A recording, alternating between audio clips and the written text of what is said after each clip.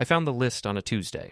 It wasn't dramatic. There were no raised voices or slammed doors, just a piece of paper, a 20-item list, neatly typed in Calibri font, printed on expensive paper, sitting innocuously on the kitchen counter like an official document, like a contract I never agreed to sign, the kind of thing that people use to mark the boundaries of their world, their lives, but never quite let you know you've crossed them until it's too late.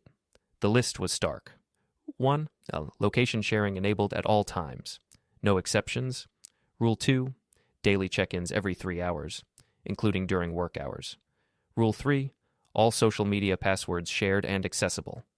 I stood there in my suit, briefcase still in hand, staring at that list like it was something that might bite me. I felt a heavy weight pressing on my chest, like the air itself had become too thick to breathe. The house was silent. Natalie wasn't home yet. She never was on Tuesdays. Her late client meetings ran until 9, sometimes 10, and I was used to coming home to an empty house. I tried not to think about it too much, focusing on the familiar rhythm of our life. I kept telling myself it was normal, that I was just being paranoid, just a little too introspective for my own good. But this was different. I ran my fingers over the paper, feeling the weight of each rule, each stipulation. Location sharing enabled at all times. Daily check-ins every 3 hours. Social media passwords shared and accessible. The last rule, Rule 17, stopped me cold. All personal friendships require prior approval and scheduled meetups only. My hands started shaking around Rule 12. Not from fear, but from something else. Something cold and unfamiliar. Something that felt like a door closing inside my chest, locking tight. Something I had been denying for months. I had been married to Natalie for 6 years. 6 years of slowly shrinking, of becoming smaller in my own home, justifying her behavior to myself in the quiet hours before dawn, telling myself she was ambitious, driven, that she needed structure, control. She had a way of wearing me down with her constant demands, her perfect vision of how things should be. I had played my part. I had complied. I had become the man she needed me to be. But this was different. This wasn't about her need for control anymore. This wasn't about her ambition. This was about something else entirely. I took a photo of the list with my phone, folded the paper carefully, and put it back exactly where I'd found it. Then I walked upstairs, loosened my tie, and sat on the edge of our bed in the dark, my mind spinning. The house felt more suffocating than ever.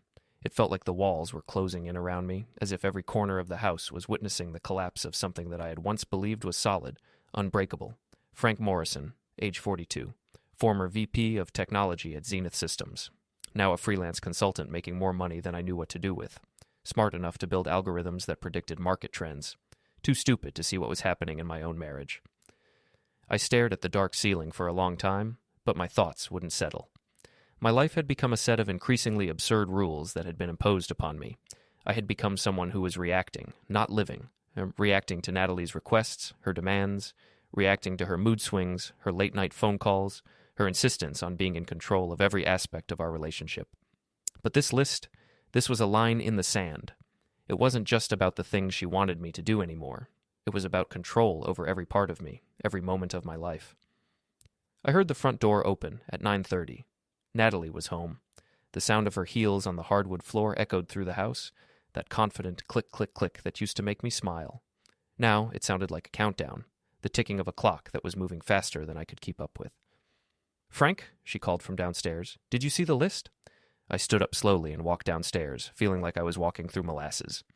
She was in the kitchen, pouring herself a glass of wine, still in her power suit. Natalie had always been striking. Sharp cheekbones, ice blue eyes, dark hair always pulled back so tight it looked painful. She had that kind of beauty that intimidated people, made them feel small in comparison. But now, in the dim light of the kitchen, all I saw was a stranger. "I saw it," I said, keeping my voice even. She turned to face me, glass in hand, and smiled. Actually smiled. It was a smile that didn't reach her eyes, but it was a smile nonetheless. "Good. I think it's time we got serious about transparency in this marriage. These rules will help us both." "Help us both?" I repeated, the words feeling foreign in my mouth. "What are you talking about?" She set her glass down on the counter and walked toward me, stepping into my space with that calculated grace she always had. "I know it seems like a lot, but trust me, once we implement these guidelines, everything will be smoother, no more miscommunications, no more wondering where the other person is. Complete honesty." I watched her take a sip of wine, the words hanging in the air between us like smoke. "You want my social media passwords?" I said, the words coming out slowly, like I was finally waking up to the reality of what was happening. She nodded, that same smile still on her lips. We should have full access to each other's accounts.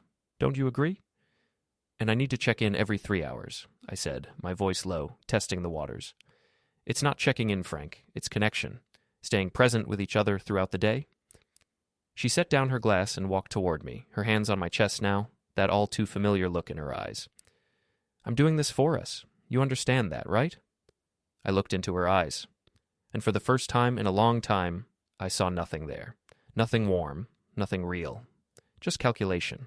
Just the cold, methodical precision of someone who had long since learned how to manipulate the world around them to their advantage. Sure, I said, my voice distant. I understand.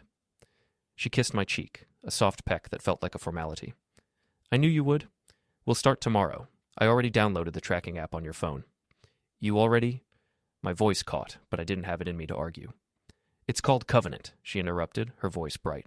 It's what all the progressive couples are using now. We can see each other's locations in real time. It'll be great.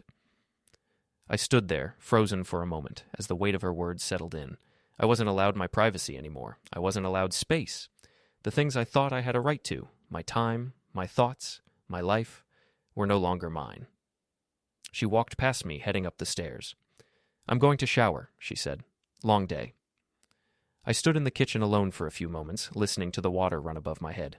I had to make a decision. The truth was, something inside me had snapped. Not broke, snapped, like a rubber band pulled too tight, releasing all at once. I opened my phone. The app was there, the purple icon with 2 interlocked rings. Covenant. I opened it, seeing the permissions she'd granted herself. Full access to my location, my messages, my photos, my contacts. Every ounce of my privacy had been stripped away. Then I opened her phone. She'd left it on the counter, which was unusual. Natalie never let her phone out of her sight. But tonight she was upstairs, and I had her passcode. I'd memorized it months ago when she asked me to check something for her. The first thing I saw was a text message notification, encrypted from an app I didn't recognize. Meet me tonight. The plans are still on. No name, no context. Just that message, sent at 8:45 p.m. My pulse quickened. I opened the message, took a screenshot, and sent it to my email. Then I deleted the evidence from her phone, my hand steady now. Clinical, almost. Like I was debugging code, following the logic tree to its inevitable conclusion. The water shut off upstairs. I put her phone back exactly where it had been, walked back to the living room, and sat down in front of the television. When she came down 20 minutes later in her silk robe, I didn't look up. My face was carefully neutral. I'm exhausted, she said, curling up on the opposite end of the couch. Not next to me, never next to me anymore. That Peterson account is killing me. Tough client? I asked, my voice flat. The worst, she sighed, taking a long breath. Demanding, unreasonable, always changing his mind. She paused, looking at me with those sharp eyes that once made me feel special, needed. But you know how it is. You have to keep them happy. Yeah, I said. You have to keep them happy. She fell asleep on the couch, her face soft and peaceful in the glow of the television. I watched her for a long time, this stranger I had married. I felt absolutely nothing. At midnight, I went to my home office and opened my laptop. I started with the basics. Bank statements, credit card records, phone logs, email traces. I had to know everything. I wasn't just a tech consultant, I was a digital forensics expert. And I was damn good at finding things people thought they had erased. By 3 a.m., I had my first real lead. A charge on our joint account from 2 months ago. The Biltmore, downtown, $400. She had told me she was in Cincinnati that weekend for a conference. I pulled up the conference schedule, checked the hotel. She'd never been registered. I kept digging. The tracking app pinged at 7:15 a.m. Natalie was already gone, heading toward her office in the financial district. I watched the purple dot move across the map, my heart beating just a little faster as I traced her every step. I wondered if she was watching mine in the same way, tracking my movements as closely as I was tracking hers. Did she know? Did she suspect that the mask she had worn so carefully for the last 6 years was slipping, piece by piece? Or had she simply convinced herself that I was as compliant, as blind, as I had been in the past? I'd slept maybe 90 minutes, the kind of sleep you get when your mind is working at full speed, processing everything it's been ignoring, but my mind was sharp, sharper than it had been in years. The fog of doubt, confusion, and resentment had cleared. I knew what I had to do now. I just had to figure out how to do it. I made coffee, strong and black, trying to clear the dull ache in my head, and opened my laptop. The night before had been a revelation. After I'd discovered the list, I'd spent hours creating a secure partition on my hard drive, something encrypted with military-grade protocols. Everything I found from that point on would go there, hidden from anyone who might try to check my computer. The encrypted messaging app on Natalie's phone was called Vault. She'd been sloppy with her security settings. Vault specialized in disappearing messages, used primarily by people having affairs or conducting business they didn't want anyone to know about. I couldn't access the messages directly. They were end-to-end encrypted and deleted automatically after being read, but I could see the metadata, message timestamps, duration of calls, and most importantly, the phone number. I ran the number through a reverse lookup service. Henry Castellano, age 45, CEO of Castellano Capital Management, net worth estimated at $40 million, and Natalie's ex-boyfriend from college. I sat back in my chair, coffee forgotten, and laughed. Actually laughed out loud in my empty house. Because, of course, it was Henry. I'd heard the name before, years ago when Natalie and I were first dating. Her first love, the one that got away, the one she'd broken up with because he'd chosen his career over their relationship. Apparently, he had chosen differently this time. I pulled up his social media. Professional photos, power poses, the kind of confidence that came from never being told no. In one image, he stood next to a Ferrari, arms crossed, smiling like he owned the world. It was the kind of photo that screamed, I get what I want, and I take what I want. Maybe he thought he owned my wife, too. My phone buzzed, interrupting my thoughts. It was a text from Natalie. Good morning. Don't forget to check in. First one should be by 10 a.m. I typed back, got it. She sent a heart emoji. I deleted the conversation without another word and went back to work. Henry's company had been in the news recently. There had been some controversy over insider trading allegations, but the case had been quietly settled, with no one the wiser except the ones who mattered.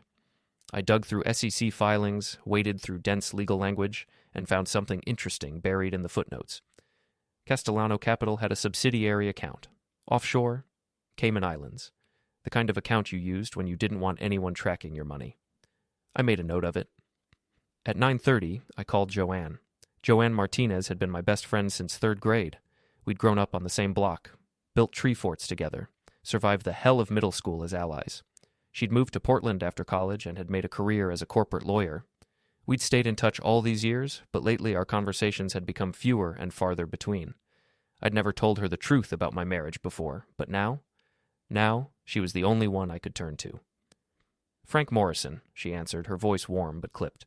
Calling before noon on a Wednesday. This must be serious. I found something, I said, leaning back in my chair. Hold on. I could hear her closing a door in the background, the office noise cutting off. Okay, what did you find? Evidence of an affair. Silence. Then, Jesus, you're sure? Encrypted messages, hotel charges, and I just identified the guy. It's her ex from college. The venture capitalist? You remember him? I remember you mentioning him once, years ago. I remember thinking Natalie brought him up too often for someone who was supposedly over him. There was a rustling of papers on the other end. What are you going to do? I don't know yet. Frank, listen to me. Document everything, but be smart about it. If you're thinking divorce, you need evidence, but you also need to protect yourself legally. Don't do anything stupid. Stupid like what? Like confronting her without a lawyer, like destroying property, like any of the things a hurt, angry man might do when he finds out his wife is cheating. I stared at the 20 rules still sitting on my desk. She gave me a list yesterday. 20 rules for our marriage, tracking apps, scheduled check-ins, total access to my life. Joanne swore under her breath. She's projecting, classic cheater behavior. Accuse you of what she's doing, control you so you don't have time to notice her own actions. That's what I thought. What did you tell her? I agreed to everything. Good. Keep doing that. Let her think she's won, that you're compliant. Meanwhile, you gather evidence. When you're ready, you take everything. I'm not ready yet, I said, but I'm getting there. After we hung up, I checked in with Natalie right at 10 a.m., sent her a cheerful message about my morning, told her I loved her. She responded immediately with instructions to pick up her dry cleaning and reminded me about her corporate dinner on Friday. I said yes to everything. At 11, I called a private investigator. His name was Tommy Chen, recommended by Joanne, a retired police detective who had gone freelance. He had a reputation for discretion and thoroughness. We arranged to meet at a coffee shop in Riverside, far from anywhere Natalie would go.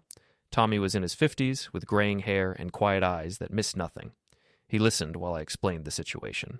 He didn't interrupt, he didn't judge, he just let me speak. "You want surveillance," he said when I finished. His voice was steady, like he'd heard this kind of thing 100 times before. Photos, video, timestamps, anything that will hold up in court. "Court means divorce," Tommy said, his eyes never leaving mine. "Eventually." He nodded. "My rate is $200 an hour, plus expenses. I'll need photos of both subjects, their vehicle information, workplace addresses, and their typical schedules." I slid a folder across the table, keeping my hands steady, already prepared. Tommy opened it, scanned the contents, then raised an eyebrow. "Thorough. I'm a tech consultant. Details are my business." "This is going to hurt," he said, closing the folder. "Finding out is one thing. Seeing it documented, that's different. Are you ready for that?" I thought about Natalie's face last night, that practiced smile as she explained her rules to me, about the purple dot moving across my phone screen, tracking my every movement, about 6 years of slowly losing myself. "I'm ready," I said, my voice firm. "Then I'll start today. I'll send you encrypted reports every 48 hours. Don't access them on any device she has access to." "I won't." We shook hands. He left first. I sat there for another 20 minutes, drinking coffee that had gone cold, watching people walk past the window. Normal people, living normal lives. Unaware that everything could fall apart on a random Tuesday morning when you found a list on your kitchen counter. My phone buzzed again. Natalie. "Did you get the dry cleaning?" "On my way now," I typed. "Thanks, babe. You're the best." I paid for my coffee and left the shop, my mind racing. Tommy's first report came through on Friday morning, 48 hours exactly after our meeting. I read it on my encrypted partition while Natalie showered upstairs, getting ready for her corporate dinner. The sound of water running, the quiet hum of the house made the moment feel strangely suspended, as though time itself had slowed down just to allow me to absorb the weight of what I was seeing. The photos were damning, Natalie and Henry together. Outside a restaurant downtown, their bodies close, his hand resting on her lower back in a way that was far too familiar. Their faces were inches apart, her head tilted slightly in a way that seemed almost too intimate, too natural.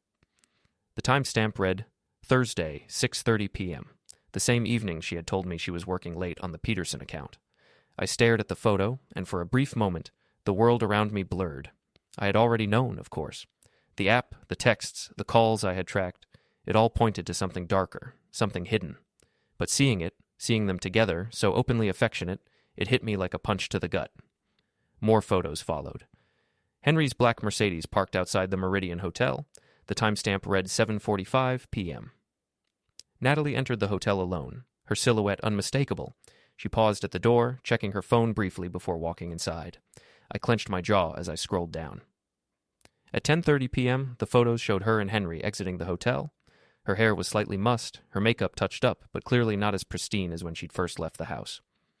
Henry's shirt was untucked, the same telltale sign I'd seen countless times over the years when he had been with her. Immediately after they shared some private, intimate moment.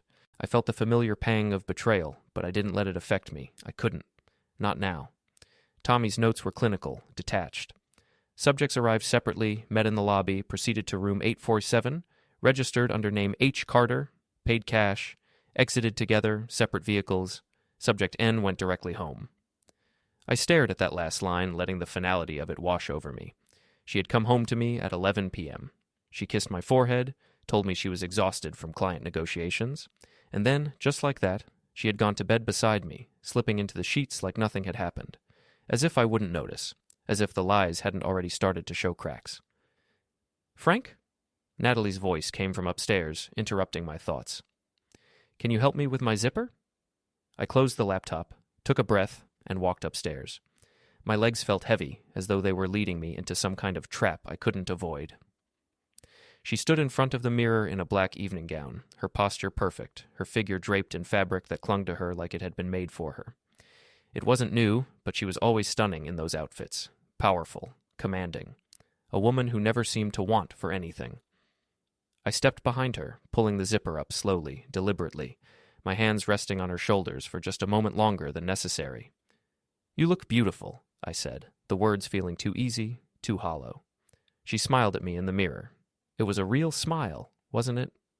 but I couldn't bring myself to feel anything in response. "Thank you," she said. "I wish you were coming tonight." "Work stuff," I replied, my voice flat, betraying nothing. "I understand."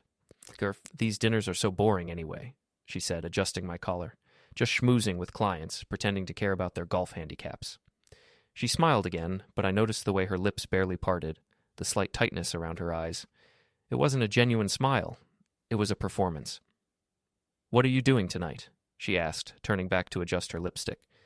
"Probably just catch up on some projects," I said. "Maybe order pizza." "Sounds nice. Quiet evening?" She kissed me quickly on the cheek, almost a perfunctory gesture, but I let it slide, let it sit there. "I'll text you when I'm heading home." "Drive safe," I said, my voice colder than it should have been. I watched her leave, heard the garage door close, watched the purple dot on my phone move toward the city center. I stood there for a moment longer than I should have, waiting for something to change, waiting for the numbness to break, for something inside me to feel real.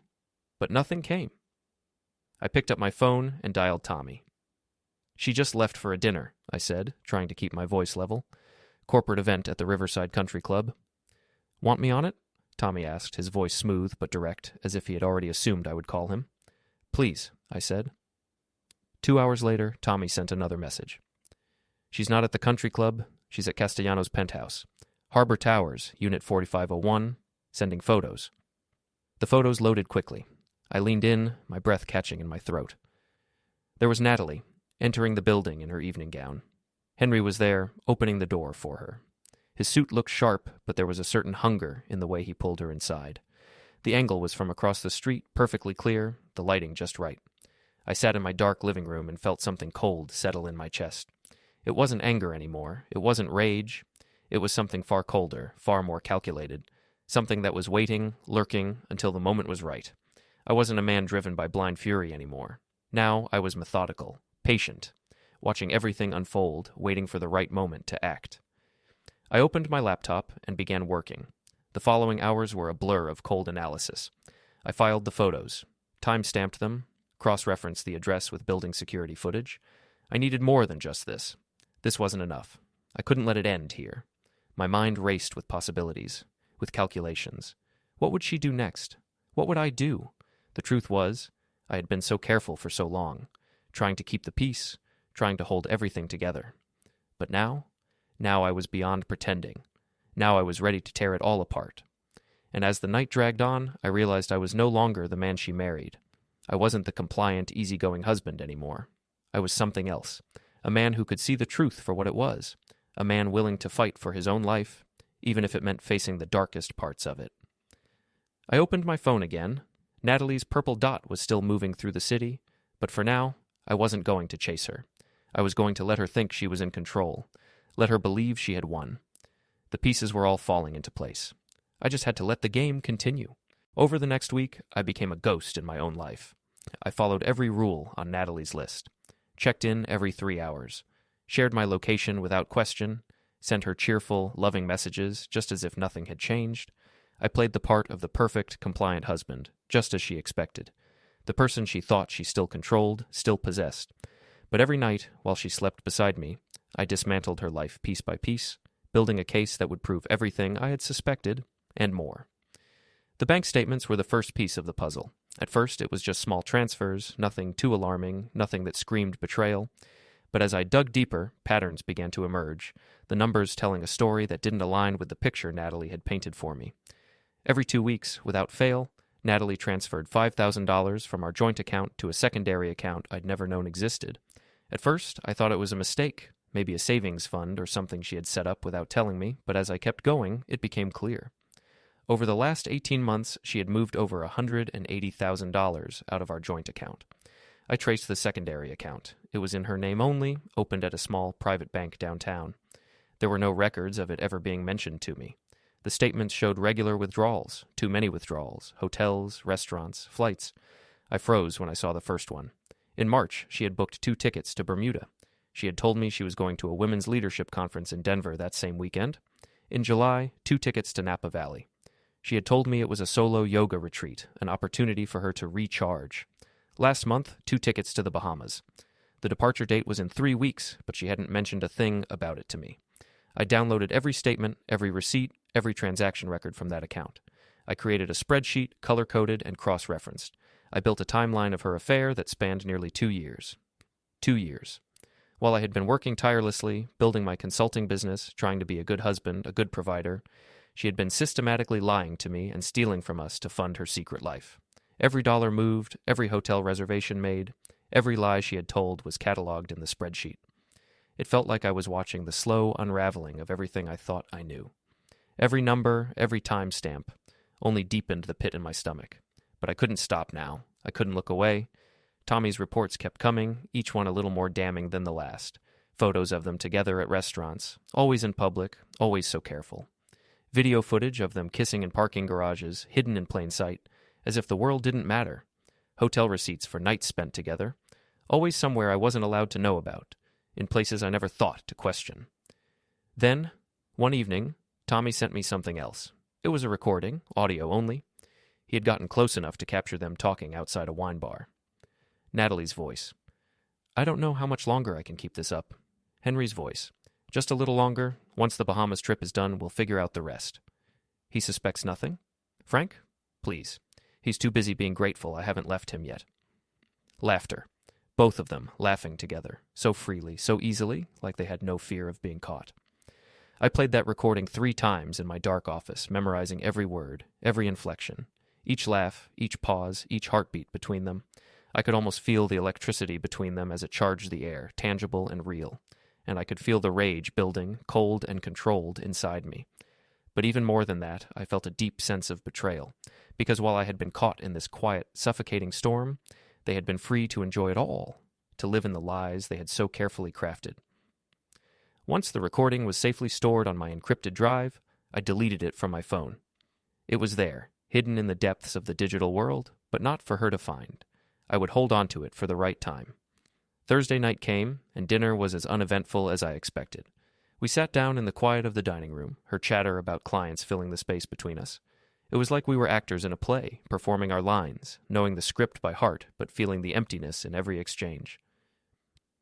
You haven't been checking in as regularly, she said, pushing pasta around her plate with a little more force than necessary. Yesterday, you were almost 30 minutes late with your 2 p.m. update. I couldn't help but smile bitterly inside. 30 minutes late.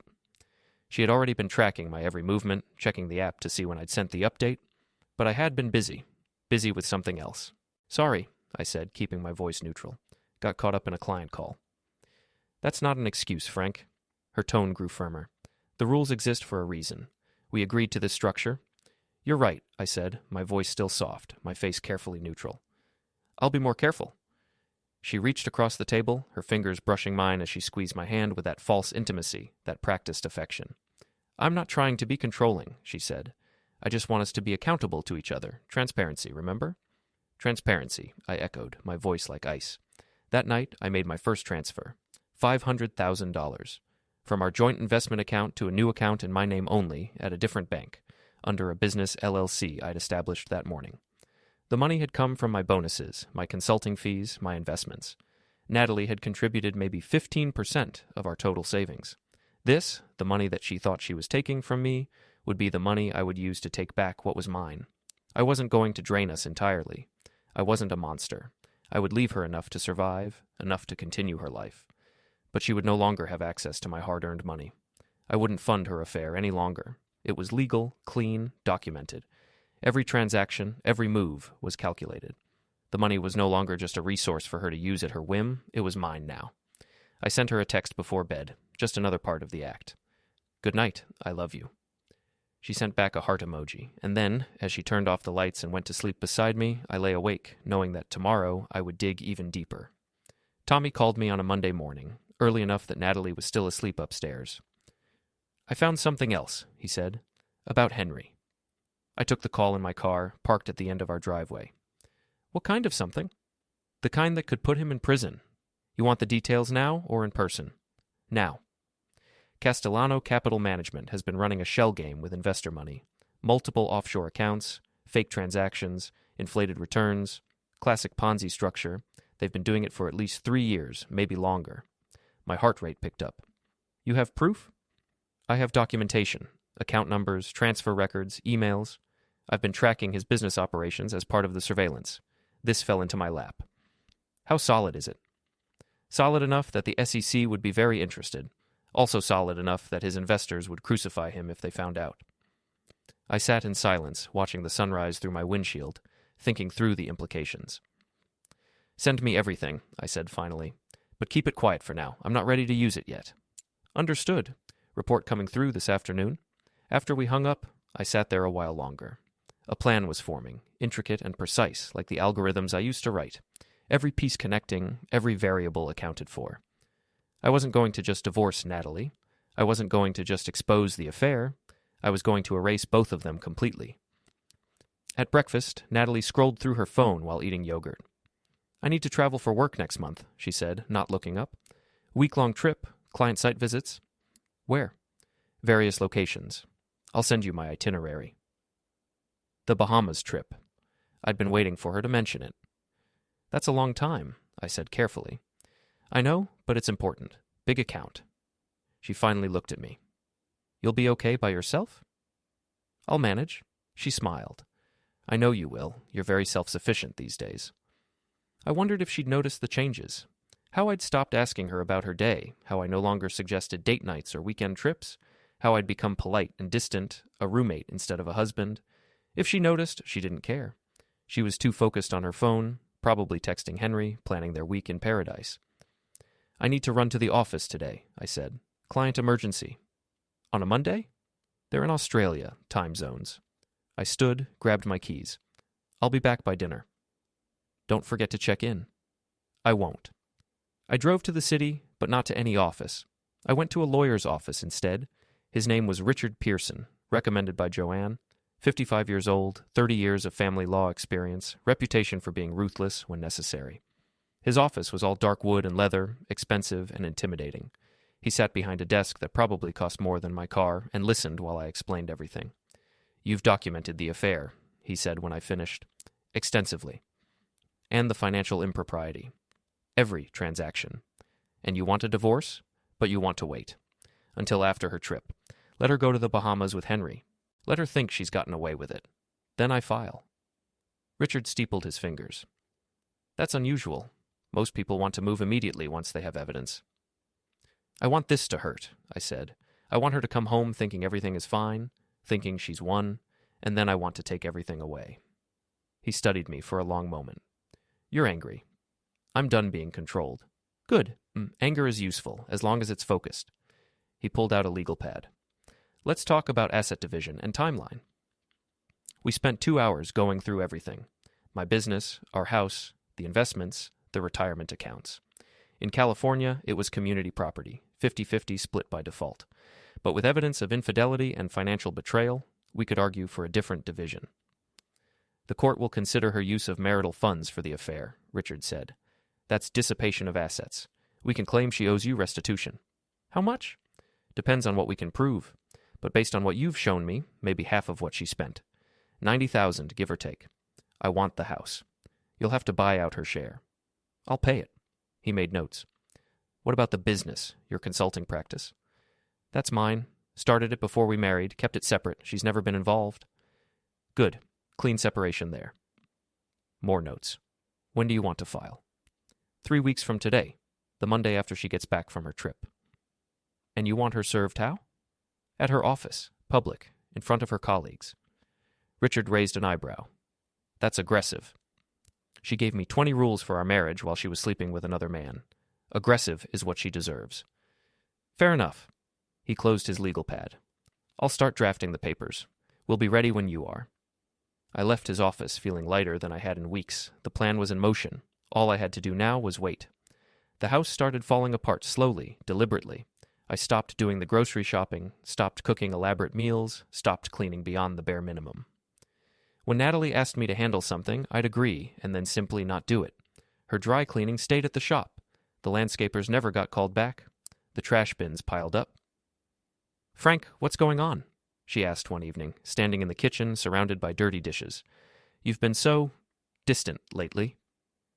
Just stressed with work, I said, not looking up from my laptop. That's not an excuse to let everything fall apart. We had an agreement about household responsibilities. Right, the rules. Yes, the rules, which you've been ignoring. I closed my laptop, looked at her directly. Have I? I've been checking in every 3 hours, sharing my location, giving you access to everything, exactly like you asked. She faltered. That's different. I'm talking about basic household management. You never made a rule about that. I shouldn't have to make a rule about basic respect and partnership. The irony was so thick I almost laughed. Instead, I just shrugged. You're right. I'll try to do better. But I didn't. And she was too distracted with Henry, too focused on her upcoming trip to push harder. Tommy's reports showed her spending almost every evening with him now. The affair had escalated, gotten bolder. They were barely trying to hide it anymore. 1 week before the Bahamas trip, I received a package at my office address. No return label, just my name and the address. Inside was a USB drive and a note. Thought you might want this. I plugged the drive into my encrypted laptop. Video files loaded. Security camera footage from the Meridian Hotel. Natalie and Henry entering room 847. Timestamp after timestamp. Different dates. Same location. They had a regular room, almost like a second home. The final file was longer. Tommy had somehow gotten audio inside the room. I almost didn't want to play it, but I needed to know. Their voices muffled through the door. Henry. 3 more weeks. Then we're free. Natalie. I can't wait. This double life is exhausting. Has he suspected anything? Frank? No. He's too busy being obedient. I trained him well. Laughter again, that same contemptuous laughter. Henry. What are you going to do? About the divorce? I'll file after we get back. Take him for everything. The house, the accounts, alimony. My lawyer says with his income I can probably get $5,000 a month for at least 10 years. Jesus, he's just going to accept that? He accepts everything. That's who he is. A follower, not a leader. I don't know what I ever saw in him. I stopped the recording, sat in darkness, and felt that cold calculation solidify into something harder. They had no idea what was coming. Natalie packed for her business trip on a Sunday evening, humming while she folded expensive swimsuits and sundresses. You sure you'll be okay? She asked, not really meaning it. I'll be fine, I said. I might actually get some peace and quiet, catch up on work. She laughed. You're such a homebody. I don't know how you're not bored out of your mind. I manage. She zipped her suitcase. I'll text you when I land. And don't forget, check-ins every 3 hours, even while I'm gone. Even while you're in meetings? Especially then. Just because I'm working doesn't mean we stop being accountable to each other. I watched her apply lipstick in the mirror. This woman I'd married. This stranger who'd systematically destroyed our life together while demanding I be transparent. Natalie, I said quietly, do you love me? She turned, surprised. What kind of question is that? A simple one. Do you love me? Of course I do. Why would you even ask? Just wondering. She walked over, put her arms around my neck. You're being weird. Are you worried about something? No, just going to miss you. I'll miss you too. She kissed me, and I felt nothing. It's only a week. Then things can go back to normal. Normal. Right. She left early Monday morning, before dawn. I watched her pull out of the driveway, tracked her purple dot to the airport, confirmed her flight to Miami with the layover to Nassau. Then I deleted the tracking app from my phone, and I made my first move. Richard Pearson had the divorce papers ready by 9 a.m. Monday morning. 53 pages of legal documentation, every asset accounted for, every instance of infidelity detailed, every fraudulent transaction documented. You're sure about the timing? Richard asked, sliding the papers across his desk. Completely sure. She'll be served at her office on Friday at 3 p.m. That gives you the week to prepare for the aftermath. I signed everywhere he indicated. My signature looked different somehow, stronger, more certain. What about her access to the accounts? Richard asked. Already changed all my passwords this morning. She has 0 access now to anything in my name. Good. What about the house? I'm having the locks changed tomorrow. And you understand she'll probably try to come back early once she's served? Let her try. I won't be there. Richard studied me. You've thought this through. Every detail. While Natalie was somewhere over the Atlantic, I drove to our bank and formally removed her from our joint accounts. The banker, a woman named Patricia I'd worked with for years, processed the paperwork without question. Will Ms. Brennan be coming in to sign off on this? She asked. She's traveling. We discussed it before she left. A lie, but a useful one. By the time Natalie realized what had happened, it would be too late. I left her exactly $20,000 in the old joint account. Enough to survive, not enough to fight back. The rest, the $300,000 from the investments, the emergency fund, the money market accounts, I transferred to my new accounts. Legal, documented, mine. Next stop, the house. A locksmith arrived at 2 p.m. and changed every lock, every door. Front, back, garage, even the side gate. I stood in my kitchen now, and felt a weight lift off my shoulders. My phone buzzed. Natalie, from the Bahamas. "Hey, babe, just checked in. The resort is amazing. Wish you were here." With a photo. Her on a beach, sundress, big sunglasses, bright smile. I didn't respond. She texted again 2 hours later. "Everything okay? You didn't check in?" I left it on red. By evening, she called. I let it go to voicemail. Frank, you're worrying me. Why aren't you responding? Call me back. This is exactly why we have the check-in rule, so we don't worry about each other. Please call me." I listened to the voicemail twice, then deleted it. Tommy called at 8 p.m. "You ready for phase 2? He asked. "Ready." I've compiled everything on Castellano. Financial fraud, evidence of the Ponzi scheme, investor complaints he's been burying, offshore accounts, everything. I'm sending it to 3 places: the SEC, his primary investors, and the Wall Street Journal Financial Crimes Desk. When?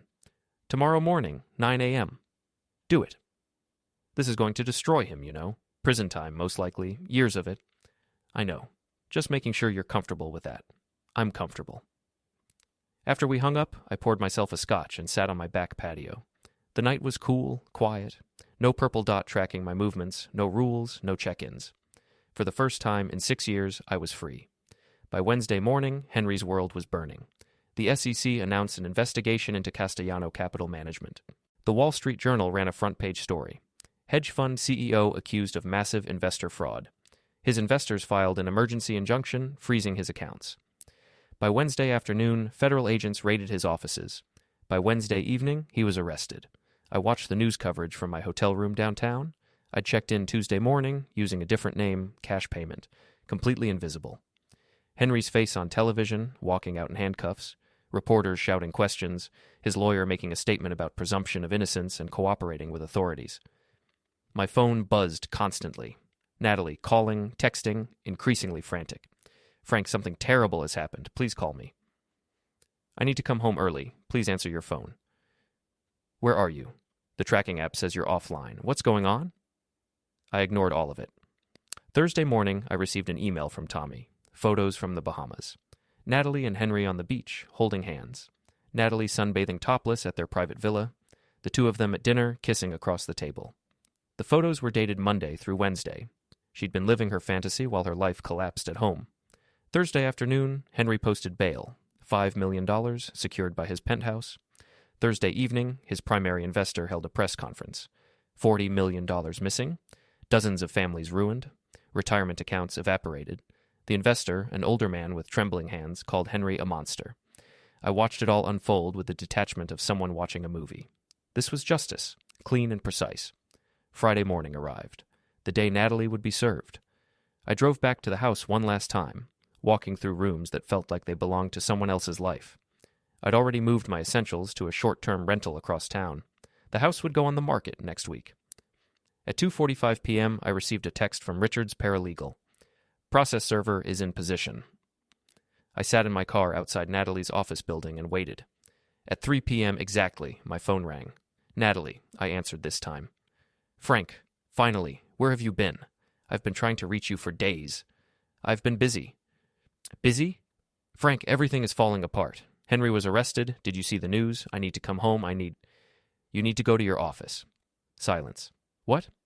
"Your office. Right now. Someone's waiting for you." "Frank, what are you talking about?" "Goodbye, Natalie." I hung up and watched the building entrance. 5 minutes later, she emerged from an Uber, still in resort clothes, pulling a suitcase. She'd come straight from the airport. Her hair was messy, her face panicked. She rushed inside. I gave it 10 minutes, then checked my email. Richard's paralegal had confirmed, served at 3:07 p.m. Subject received divorce papers, very vocal response. My phone exploded with calls. Natalie, over and over. I declined each one. Then a voicemail. "Frank, what the hell is this? Divorce? Are you insane? Call me right now. We need to talk about this." Another voicemail. I know you're angry, but this is ridiculous. You can't just divorce me. We can work this out. Another. Frank, please, I'm sorry. I know I made mistakes. We can fix this. Please don't do this. And finally, the one that made me smile. You bastard. You planned this. You knew about Henry. You did something to him, didn't you? You're going to regret this. I'll take everything from you. Everything. I saved all the voicemails, forwarded them to Richard, and drove to my new apartment. Natalie showed up at the house Saturday morning. I watched from my car parked down the street as she tried her key in the lock. Tried again, started pounding on the door, but she called me. I didn't answer. She tried the garage, the back door, every entrance, all locked. Finally, she sat on the front steps and cried. Real tears, mascara running down her face. The perfect corporate executive falling apart on her own doorstep. A neighbor approached, asked if she needed help. She waved them away. After an hour, she called me again. I answered this time. Let me in, she said, her voice raw. No. This is my house too. Not anymore. Read the divorce papers. I'm buying out your share. You'll get your money from the sale. You can't do this. I already did. Frank, please, we need to talk face to face like adults. We can talk through lawyers. I made a mistake, one mistake. You can't throw away 6 years over one mistake. One mistake? I laughed, actually laughed. Natalie, I have 2 years of documentation, hundreds of hotel receipts, flight records, bank transfers, photos, videos, audio recordings of you and Henry talking about how stupid I am, how easy I am to manipulate. That's not one mistake. That's a lifestyle. Silence on the line. You recorded us? She whispered. I documented everything, every lie, every stolen dollar, every moment of you pretending to love me while you were with him. Frank, I left you $20,000 in the old account. That should last until the divorce is finalized. After that, you'll get your settlement, $50,000. That's what Richard calculated you deserve after we deducted what you stole. $50,000. Are you joking? This house alone is worth $1.2 million, I know, and I'm keeping it.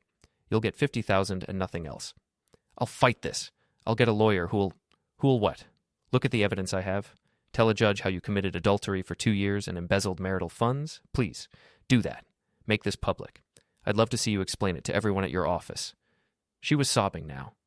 You're destroying my life. No, Natalie, I'm taking back mine. I hung up and blocked her number. Sunday afternoon, I met with Richard at his office. She's hired Melissa Thornton, he said. Aggressive divorce attorney, expensive.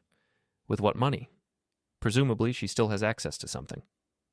Her credit cards are maxed. I checked. She spent everything on the affair.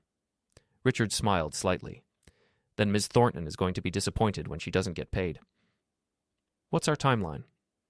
California has a 6-month waiting period for divorces. But given the circumstances, we can expedite some of the financial settlements. I'd say we'll have everything finalized within 4 months. And the house? You'll need to get it appraised, pay her out her share, minus what she owes you. Based on my calculations, you'll end up cutting her a check for about $43,000 once everything is tallied. She thinks she's getting half of everything? She's wrong. Richard opened a folder. I also received something interesting this morning, a call from the district attorney's office. About? They're investigating Henry Castellano. They want to know if we have any information about Natalie's involvement in his financial crimes. My heart rate kicked up. What did you tell them? Nothing yet. But Frank, if she was involved, if she knew about the fraud, she could be charged as an accomplice. She didn't know, I said. She was just sleeping with him. Are you sure? I thought about all the records I'd reviewed, all the evidence I'd gathered. Natalie had never been to his office, never been involved in his business. She'd just been his mistress, nothing more. I'm sure. Then I'll tell the DA we have nothing relevant to their investigation. Thank you. Richard closed the folder. You know, in 30 years of practice, I've seen a lot of divorces, but I've never seen someone plan and execute a separation this thoroughly. You didn't just leave her, you systematically dismantled her entire life. She tried to do the same to me. The rules, the control, the manipulation. She was erasing me piece by piece, and now you've returned the favor. Yes. Do you feel better? I thought about that question. Did I feel better? Vindicated, certainly. Satisfied with the precision of my revenge? Absolutely, but better. I feel free, I said. That's enough. The following weeks played out like dominoes falling. Henry's trial was set for 8 months out, but his legal team was already negotiating a plea deal. 20 years reduced to 12 if he cooperated and provided evidence against his co-conspirators. His investors sued him in civil court. His penthouse was seized, his cars, his boats, his art collection, all liquidated to pay restitution. The man who'd thought he owned the world now owned nothing. Natalie tried to see him. I knew because Tommy, still on surveillance per my request, sent me photos. Her standing outside the federal detention center. Her sitting in her car in the parking lot for hours. Henry refused her visits. Sent a message through his lawyer. He wanted nothing to do with her. Their affair was evidence in his criminal case. Proof of his moral bankruptcy. She was a liability now. She'd lost everything for him, and he'd discarded her like trash. I almost felt bad for her. Almost. 3 weeks after the divorce papers were served, Natalie's lawyer filed a response. It was 30 pages of desperate arguments, claiming emotional distress, claiming I'd financially abused her, claiming the evidence was obtained illegally. Richard tore it apart in 2 paragraphs. She has no case, he told me over the phone. Thornton knows it too. This is just posturing, hoping we'll settle for more money. We won't. I didn't think so. A month in, Natalie lost her job. The firm cited conduct unbecoming and violation of ethics standards. The affair had become office gossip, and her bosses didn't appreciate the negative attention. She moved into a small apartment in a bad part of town. I knew because the settlement required her to provide an address for documentation. 6 weeks in, she tried a different approach. Showed up at my new apartment, somehow found out where I lived. I opened the door to find her standing there, dressed casually, looking smaller somehow. Defeated. Can we talk? She asked. Please? We have nothing to discuss. 5 minutes, that's all I'm asking. Against my better judgment, I let her in. She sat on my couch, looked around at my sparse furniture, my packed boxes. You're leaving, she said. Fresh start. Different city. Where?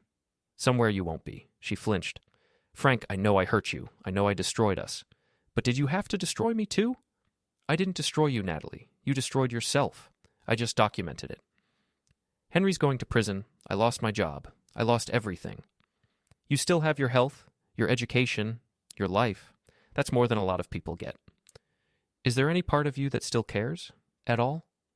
I looked at her, this woman I'd once loved, and tried to find something. Some residual feeling, some lingering affection. There was nothing. No, I said honestly. There isn't. She nodded slowly, stood up. I guess I deserve that. You do? At the door, she turned back. For what it's worth, I am sorry. I know you won't believe me, but I am. Not because I got caught, because I genuinely hurt someone who didn't deserve it. Goodbye, Natalie. She left. I never saw her again. The divorce was finalized on a Tuesday in February, exactly 4 months after I'd filed. Judge Richardson signed the papers without ceremony, approved the settlement, dissolved the marriage. I walked out of the courthouse a free man. Richard shook my hand on the steps. Well executed, Frank. Textbook case. Thank you for everything. What's next for you? I'm moving to Seattle. Got a consulting contract with a tech company up there. Good money, fresh start. Sounds perfect. He handed me a final folder. Everything's in there. Final settlement, asset division, the restraining order if she violates the no-contact clause. I don't think she will. Probably not, but you never know. He clapped me on the shoulder. Take care of yourself. And Frank, don't let this make you bitter. What happened with Natalie, that was specific to her. Not all relationships are like that. I know. But I didn't know. Not really. I'd learned something in those months of planning and executing my revenge. I was better alone, safer alone. No one could control me, manipulate me, or hurt me if I never let anyone get close again.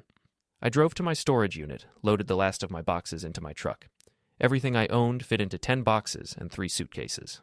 6 years of marriage reduced to cargo. My phone buzzed. Joanne. I heard the divorce is final, she said. Congratulations. Something like that. How do you feel? Lighter. Good. That's good, Frank. You deserve to feel light. A pause. You coming to Portland anytime soon? Seattle, actually. I'm moving there next week. Seattle. That's not far from me. We'll be practically neighbors again. Like old times. Like old times, she agreed. Listen, I know the past few months have been hell. But I'm proud of you. You stood up for yourself. You took back your power. That takes real strength. Or real anger. Sometimes they're the same thing. After we hung up, I drove one last time past the house. Our house. My house. It had a sold sign now. closing scheduled for next month. A young couple with a baby had bought it. They'd seemed happy at the inspection, talking about nurseries and renovations. I hoped they'd be happier there than I'd been. I stopped by Tommy's office to pay my final bill and thank him. "You ever feel bad about what we did?" he asked, handing me a receipt. "Should I?" "I don't know. I've done this job a long time. Seen a lot of revenge. Yours was particularly thorough." "She tried to erase me. I returned the favor." Tommy nodded. "Fair enough. What about Henry? He lost everything. Going to prison. He committed federal crimes. That's on him. But you're the one who exposed him." "Someone would have eventually. I just accelerated the timeline." "You don't feel guilty at all?" It wasn't a question. "No," I said. "I don't." Tommy smiled slightly. "Good. Guilt is a waste of energy. You did what you needed to do." We shook hands and I left. My last night in town, I stayed in a hotel near the airport. Ordered room service, watched television without really seeing it, thought about the past 6 years. I'd been a good husband, faithful, supportive, present. I'd loved Natalie with everything I had, and she'd taken that love and crushed it, twisted it, used it to control me. The 20 rules had been her mistake. If she'd never written them down, never tried to formalize her control, I might have stayed blind forever. But that list had opened my eyes, and once I'd seen the truth, I couldn't unsee it. I thought about Henry, too, sitting in a cell, facing decades in prison, a powerful man reduced to nothing because he'd underestimated the quiet guy whose wife he was sleeping with. I should have felt something. Guilt, regret, satisfaction, something. But I just felt empty, clean, like a wound that had finally healed over. My phone buzzed one last time. Unknown number. I almost didn't answer, but curiosity won. "Hello? Frank Morrison?" A woman's voice, unfamiliar. "Yes." "This is Janet Reynolds. I'm a journalist with the Seattle Times. I'm doing a story on the Castellano Capital fraud case. I understand you were connected to someone involved in the investigation." My blood went cold. "I don't know what you're talking about." "Your ex-wife was romantically involved with Henry Castellano, and the evidence that brought down his company appeared anonymously right after you filed for divorce. That's quite a coincidence." "Coincidences happen." "Mr. Morrison, I'm not trying to get you in trouble. I'm just trying to understand the full story. Did you provide evidence to the SEC?" "No comment." "Fair enough. But Frank, off the record, good for you. Henry Castellano destroyed a lot of lives. If you had a hand in stopping him, you did the right thing." She hung up before I could respond. I sat there for a long time, phone in hand, wondering if that was true. Had I done the right thing? Or had I just been vindictive, using Henry's crimes as a weapon in my personal revenge? I decided it didn't matter. Right or wrong, it was done. The past was finished. Tomorrow, I'd drive to Seattle and start over. No tracking apps, no rules, no one controlling my life but me.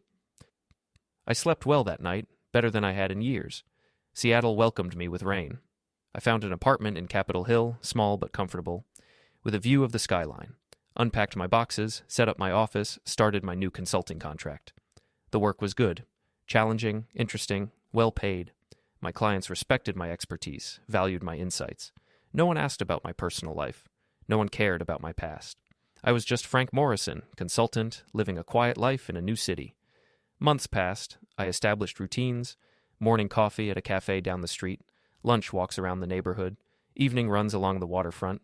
Simple, peaceful, mine. Joanne visited in April. We met for dinner at a restaurant near the water. "You look good," she said, studying me across the table. "Healthy." "I feel healthy." "Any regrets?" "About the divorce? No." "About how you handled it?" I considered the question carefully. I did what I needed to do. Maybe I went further than I had to, but Natalie made her choices, Henry made his. I just held them accountable. Very diplomatic. I've had time to think about it. And I'm okay with who I am, what I did, all of it. Joanne raised her glass. To fresh starts. To fresh starts. We drank, and I felt something shift inside me. Not forgiveness. I wasn't there yet. Maybe never would be. But acceptance. The past had happened. I'd survived it. I'd moved on. That was enough. In June, I received an email from Richard. The house sale had closed. After paying off the mortgage and settling the final details, my share came to $400,000. More than enough to buy something new, start building again. Also enclosed, a news article. Henry had accepted his plea deal, 12 years in federal prison. Natalie wasn't mentioned in the article at all. She'd become a footnote in someone else's story. I deleted the email and never thought about it again. By summer, I'd made a few friends in Seattle, other consultants, people I met at coffee shops, neighbors in my building, casual friendships, nothing deep. I wasn't ready for deep. Maybe someday, maybe not. I went on a few dates. Nothing serious, just dinner, conversation, the occasional second meeting. I was honest up front. I wasn't looking for a relationship. Most women appreciated the clarity. Some didn't. That was fine. I wasn't the same person who'd found those 20 rules on his kitchen counter, that Frank had been desperate for love, willing to accept anything to keep his marriage intact. This Frank knew better. One evening in August, almost a year after everything had started, I sat on my apartment balcony watching the sunset. The city spread out before me, lights beginning to glow in the dusk, people living their lives in countless windows. I thought about Natalie sometimes, wondered where she was, what she was doing, if she'd rebuilt her life, or if she was still drowning in the consequences of her choices. I thought about Henry, too, locked in a cell somewhere, his empire destroyed, his future erased. And I thought about myself, sitting alone on a balcony in a city where no one knew my history, drinking coffee and watching the world turn. I'd won. I'd gotten my revenge, taken back my power, freed myself from a toxic marriage. So why did victory feel so quiet? Because revenge isn't a cure, I realized. It's just a reset. It doesn't make you whole again. It doesn't give you back what was stolen. It just ends the story so you can start a new one. My phone buzzed. A text from a client asking about availability next week. I responded professionally, confirmed the meeting, set the appointment. Then I put my phone away and went back to watching the sunset. The sky turned pink, then orange, then deep purple. Stars began to appear, pinpricks of light in the gathering darkness. Somewhere out there, Natalie was living her life. Henry was counting down days in prison. The world kept turning, indifferent to our small dramas. And I was free. Finally, completely free. I raised my coffee cup in a silent toast to no one, to everyone, to the quiet satisfaction of a war well fought and won.